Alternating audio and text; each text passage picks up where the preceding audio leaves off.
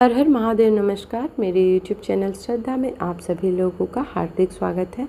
उम्मीद करती हूँ कि आप सभी सुखी और स्वस्थ होंगे, भगवान की भक्ति में व्यस्त होंगे। आइए जानते हैं आज इस वीडियो के माध्यम से शिव महापुराण संहिता 2 के पंचम खंड के 42वें अध्याय के बारे में, जिसमें हिरण्याक्ष वध के बारे में बताया गया है। नारद जी बोले, हे ब्राह्मण, आप मुझे भगवान शिव की उन उत्तम लीलाओं के विषय में बताइए जिनकी ये लीलाएं बड़ी सुखदायिनी हैं। ब्रह्मा जी बोले, जलंधर के संहार के बारे में जानकर देवी सत्यवती के पुत्र व्यास जी सनत कुमार जी से यही बातें पूछने लगे। तब उनकी उत्सुकता देखकर सनत कुमार जी बोले, हे व्यास जी, अब मैं तुम्हें अंधकासुर नामक दैत्य के शिवगढ़ बन उनकी भक्ति में लीन रहने की कथा सुनाता हूँ। एक समय की बात है, देवादिदेव भगवान शिव अपने प्राण वल्लभा देवी पार्वती और अपने प्रिय गणों के साथ कैलाश पर्वत से काशी जा रहे थे। उनका विचार कुछ समय काशी में व्यतीत करने का था, इसलिए उन्होंने अपने वीरगण भैरव को काशी का रक्षक बनाया और स्वयं सबके साथ सुखपूर्वक निवास करने लगे। एक बार भगवान शिव माता पार्वती के साथ आनंदपूर्वक विहार करते हुए मंदरांचल नामक पर्वत पर गए। एक दिन शिव पार्वती बैठे आपस में वार्तालाप और मनोविनोद कर रहे थे। तभी देवी पार्वती ने अपने हाथों से भगवान शिव के नेत्र कुछ पल के लिए बंद कर दिए।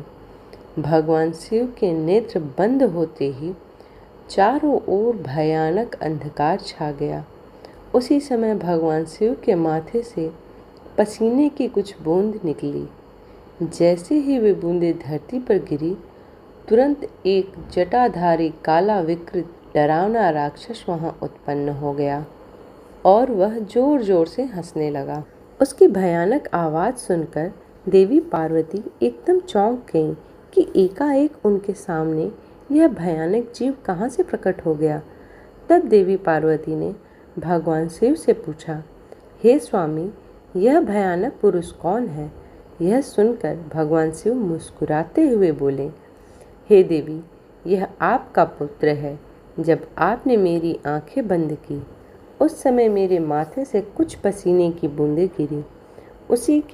उसी से यह प्रकट हुआ है। यह जानकर कि वह पुरुष उनका पुत्र है, देवी बड़ी प्रसन्न हुई। भगवान शिव ने उसका नाम अंधक रख दिया। उसी समय हिरण्यनेत्र नाम का एक राक्षस पुत्र प्राप्ति की कामना मन में लेकर वन में घोर तपस्या कर रहा था। उसकी तपस्या से प्रसन्न होकर भगवान शिव उसे वरदान देने के लिए गए। उसने भगवान शिव से एक बलवान और वीर पुत्र की इच्छा प्राप्त की। भगवान शिव ने कहा, हे हिरण्यनेत्र, मेरा पुत्र अंधक बड़ा ही वीर और बलवान है। तुम चाहो तो मैं उसे तुम्हें सौंप सकता हूँ। भगवान शिव के पुत्र को अपना पुत्र बनाने के लिए वह राक्षस व्यग्र हो उठा। उस पुत्र को प्राप्त कर हिरण्यनेत्र बहुत प्रसन्न हुआ और उसे गले से लगा लिया।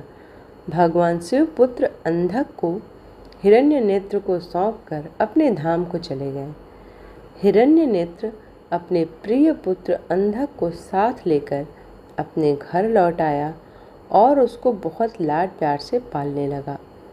तत्पश्चात हिरण्यनेत्र ने, जिसे हिरण्याक्ष भी कहा जाता था, पृथ्वी लोक और पाताल लोक के राज्यों को जीतकर अपने राज्य में मिला लिया। दैत्यों के राजा उस हिरण्याक्ष के आतंक से तीनों लोग कांपने लगे, यहाँ तक कि देवता भी व्याकुल और भयभीत हो गए। उन्होंने भगवान विष्णु के वाराह रूप धारण करके पाताल लोक भेजा। क्रोधित श्रीहरि ने हिरण्याक्ष का वध सुदर्शन चक्र से कर दिया। तत्पश्चात अंधक का राज्य अभिषेक करवाया। सभी देवता भय मुक्त होकर बड़े प्रसन्न हुए और भगवान विष्णु की जय जयकार करने लगे।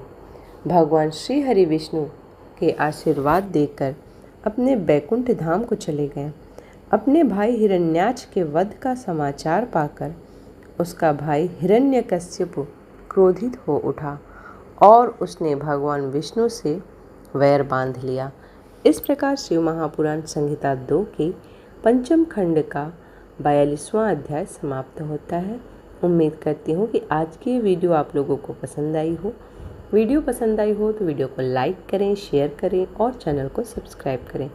इसी प्रकार की भक्ति भाव और पूजा पाठ से जुड़ी हुई वीडियोस को प्राप्त करने के लिए चैनल को सब्सक्राइब करना ना भूलें। मिलते हैं अगले वीडियो में, तब तक के लिए हर हर महादेव।